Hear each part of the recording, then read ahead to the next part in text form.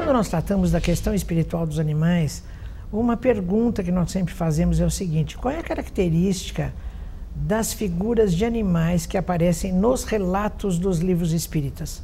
Por exemplo, André Luiz, em Nosso Lar, ele relata a participação de cães puxando uma espécie de trenó. Nos livros de Hermínio Miranda, particularmente no livro Diálogo com as Sombras, existe uma passagem interessante que eu comentei com o próprio Dr. Hermínio, que é a seguinte: ele diz que quando eles conseguem trazer os chefes de falanges obsessoras aos trabalhos mediúnicos, quase sempre eles aparecem, eles se apresentam montados em animais. Então eu perguntei ao Dr. Hermínio qual é a característica desses animais. Ele disse: olha, Ivênia, não é fácil definir. Então, em conversa com ele, nós levantamos 3 possibilidades. Primeiro, pode ser espírito de animal mesmo. O caso de Chico, que viu no desencarne do Lorde, José, seu irmão já desencarnado, vir acolher nos seus braços a figura espiritual do Lorde, né?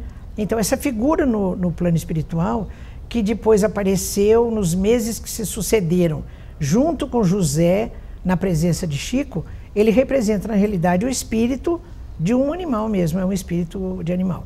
A segunda possibilidade seria uma forma-pensamento.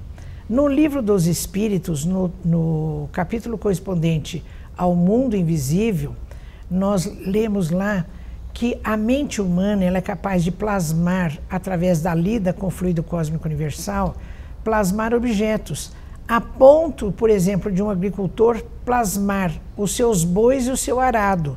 Então pode ser que eu veja uma figura espiritual, de animal no plano espiritual, e ela não passe de uma forma pensamento, é uma segunda possibilidade.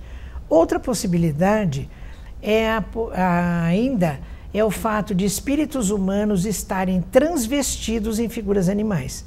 Se vocês se lembram do livro Libertação, de André Luiz, existe aquela passagem em que uma mulher desencarnada, ela se apresenta ao chefe da falange obsessora e ele começa a criticá-la severamente porque ele vê no seu perispírito várias manchas indicativas de processos culposos.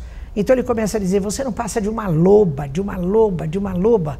E ele vai insistindo e, através de um processo de hipnose, ele vai apresentando a sugestão a ela, ela aceita mentalmente a sugestão, então ela mesma vai transformando o seu perispírito de maneira a assumir a figura de uma loba.